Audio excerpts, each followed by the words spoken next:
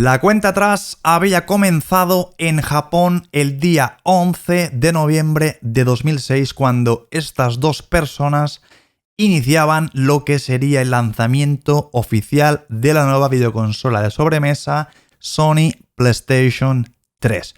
Una consola que bautizaron como infranqueable, inquebrantable. Miles y miles de personas se abarrotaron en los principales comercios para poderla comprar el mismo día. Lo que no sabía la propia Sony PlayStation es que esta consola iba a traer con sí una enorme falla de seguridad que les traería de cabeza unos cuantos meses más adelante.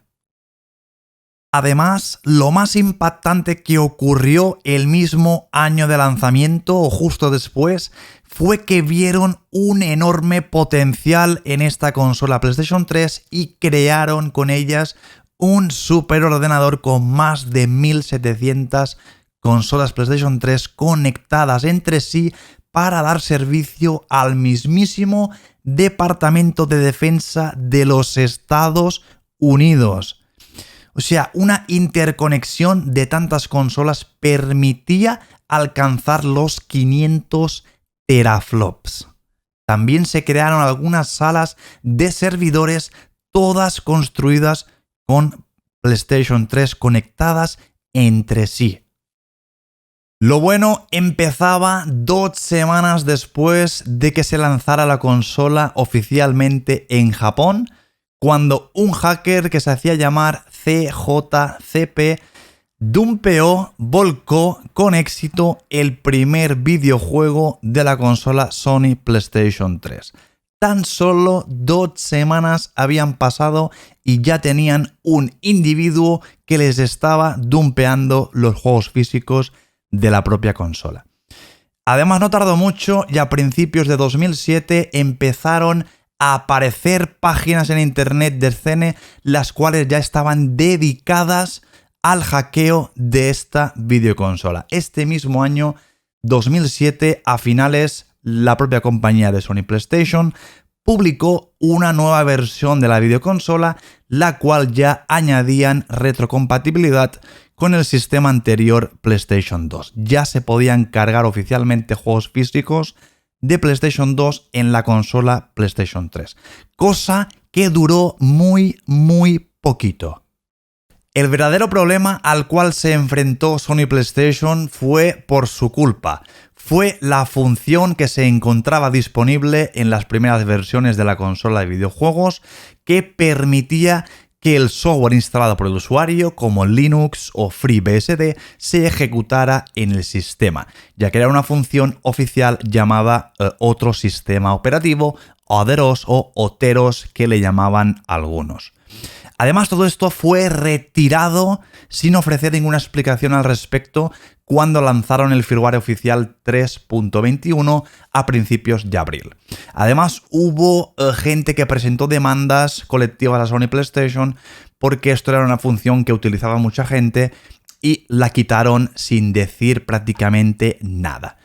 Luego se mencionaron y dijeron que lo habían quitado debido a problemas de seguridad bastante graves, que desde aquí es donde despertó el entusiasmo a los hackers para hackear directamente este sistema.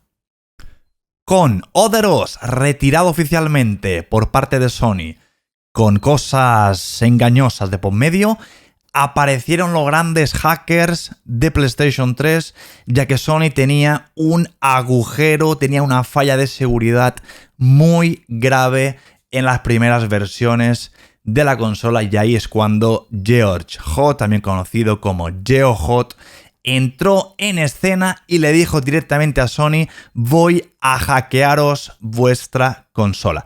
Y empezó publicando un firmware personalizado, el cual nos permitía podíamos volver a tener las opciones de OS, o sea, poder instalar otra vez cualquier sistema operativo desde la propia consola. Lo más curioso es que jamás vimos públicamente esta actualización, este firmware personalizado que GeoHot hizo para poder tener una vez más esas opciones para poder instalar un sistema operativo que quisieras. Nunca fue publicado. Así que con GeoHot intentando hackear la consola PlayStation 3 apareció un nuevo truco de repente que para mí es una de las mejores hazañas que ha habido en PlayStation 3, pero que duró extremadamente poco.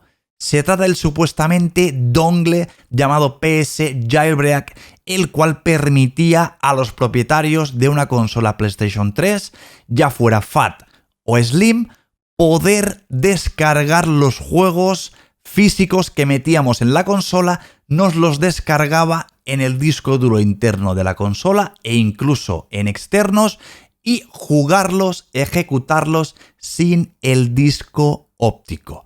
Era un hack definitivo, un hack bastante tocho en cuanto a piratería. ¿Y qué pasó? Que Sony no se quedó de brazos cruzados y lo fixeó prácticamente al mes. Al mes lanzó actualización 4.41 o 42, la cual ya fixeó, parcheó el dongle mágico que permitió a muchos usuarios cargar un montón de juegos gratis. Con Oteros bajo nuestro control y de GeoHot, un grupo de hackers muy famoso llamado File Overflow hizo un desglose completo en un evento, en un congreso, creo que fue en Alemania. Publicó todo lo que tenían hasta el día de hoy, incluidos los exploits de GeoHot, los exploits, la gran hazaña del dongle Jailbreak y todo el trabajo que ya llevaba esta gente desarrollando meses y meses, ¿no? También aquí se incluía al desarrollador Matthew, que también fue uno de los gran importantes de los que al final, conjuntamente con File Overflow, llegaron a publicar las claves públicas, privadas de la consola de videojuegos Sony PlayStation 2. Obtuvieron acceso a todo el sistema y esto conllevó a Sony PlayStation, obligó a Sony PlayStation a hacer una nueva revisión de hardware para la videoconsola, ya que se había pirateado por completo el sistema de Sony. No había vuelta atrás y no se podía parchear. O sea, Sony no podía sacar una actualización, incluso a día de hoy no puede sacar una actualización y fixear, parchear todas las consolas que salieron, las primeras, que todo eso es vulnerable. Siempre se va a poder instalar custom y se van a poder firmar cosas, ya que, como veis, a través de ecuaciones y ecuaciones, esta gente logró sacar las claves maestras de la consola y ahí es cuando estrujaron a Sony y obligaron a hacer ya la nueva Slim, los modelos de la serie 3000 y la Super Slim, las cuales ya sí fixearon todo este problemón.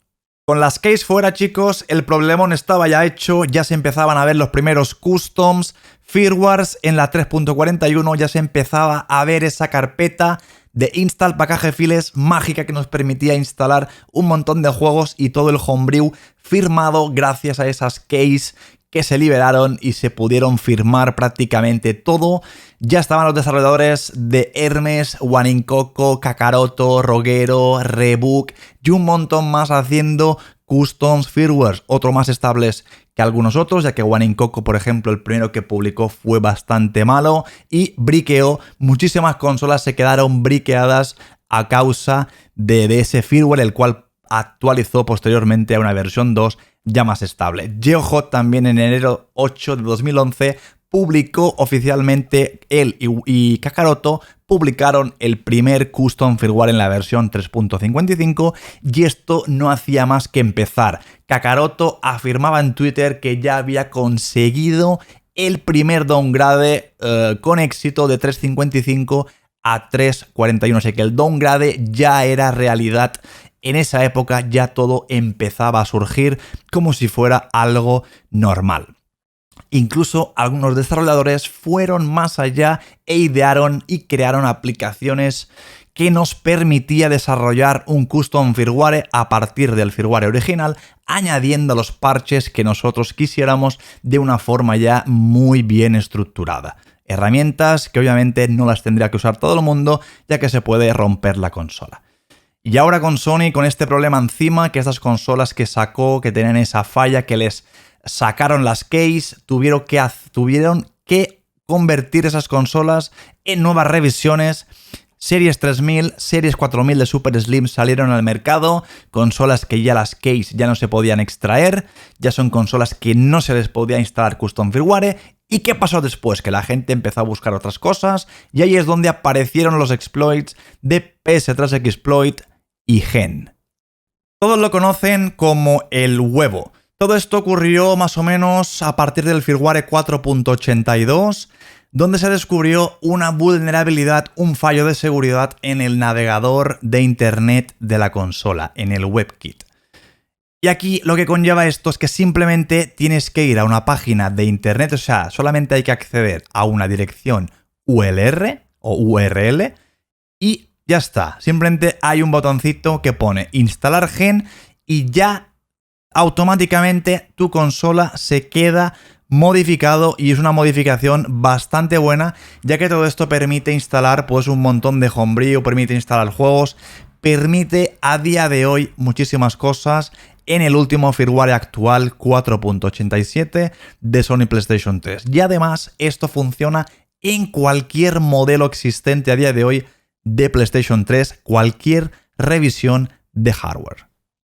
Además, este mismo equipo creo que nos trajo la mejor chuche posible. Nos trajo la posibilidad, a través de un exploit también, de poder escribir en la memoria flash de la videoconsola para poder así instalar custom sin prácticamente hacer nada, tan solo con un USB. Recordando que estas consolas que vinieron con la falla, antes de que hubiera esos exploits, había que hacerlo con un flasher de hardware. O sea, había que desmontar la consola por completo. Tenías que tener, por ejemplo, un E3 flasher, tenías que conectar todo esto y era bastante complicado para uno con pocos conocimientos poder llevar a cabo la liberación de su consola. Estos exploits, sin duda alguna, son actuales, ya han evolucionado la consola brutalmente. El futuro de esta videoconsola es un tanto incierto, ya que apenas hay desarrolladores ahora mismo trabajando en ella y no se sabe lo que ocurrirá el día de mañana. Lo que sí ha pasado es que se está rumoreando un nuevo posible firmware oficial por parte de Sony con el tema del cierre de las stores oficiales, y todo esto puede llevar como resultado pues que todos estos exploits, estos nuevos hacks se queden totalmente parchados, que así es como lo están tratando los desarrolladores. Así que esto pinta, sinceramente chicos, bastante negro para esta consola.